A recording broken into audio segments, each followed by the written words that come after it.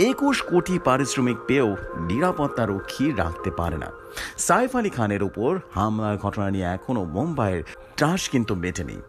15 জানুয়ারি মধ্যরাতে সাইফের বন্দ্রার বাড়িতে ঢুকে পড়েছিল এক ব্যক্তি। উদ্দেশ্য ছিল ডাকাতি, কিন্তু বাধা দেওয়ার সাইফের উপরে চড়াও হয়েছিল তিনি, এবং হামলাকারীরা চুরিকাঘাতে রক্তাক্ত হয়েছিল নায়ক। সঙ্গে সঙ্গে ছুটে যান হাসপাতালে। ঘটনার 3 দিনের মাথায় গ্রেপ্তার হন অভিযুক্ত শরীফুল। এরপরেও সেই হামলার রেশ রয়ে গেছে।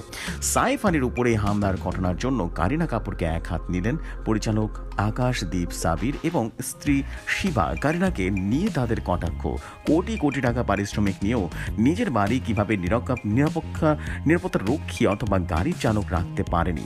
এই প্রসঙ্গে আসার আগে তারা চলচ্চিত্র জগতে পুরুষ এবং মহিলা অভিনেতারা পারিশ্রমিক নিয়ে কথা বলেন। তাদের দাবি অল্লু অর্জুনের জন্যই পুষ্পা 2 ছবির জনপ্রিয়তা অনেক পেয়েছে, তাই রশ্মিকা মান্দানার থেকে বেশি টাকা পারিশ্রমিক পেয়েছেন আল্লু।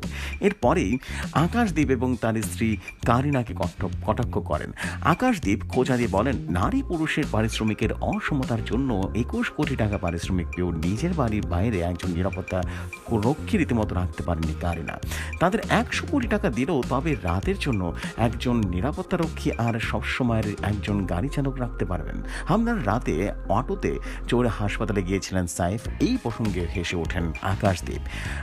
ভাবে বুঝে দেন তিনি অটোর কথায় বিশ্বাস করেননি, এবং বর্ষিয়ান পরিচালক জানান তিনি কারিনাকে অনেক ছোট থেকে চেনেন। তার কথায়, কারিনা যখন খুব ছোট ছিল তখন ওর সঙ্গে দেখা হয়েছিল।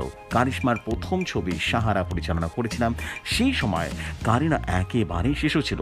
সাইফের ঘটনা নিয়ে আকাশদীপ আরো বলেন, সাইফ কারিনা খুব সম্মানিত একজন দম্পতি, কিন্তু দুটো প্রশ্নের উত্তর কিছুতেই মিলছে না।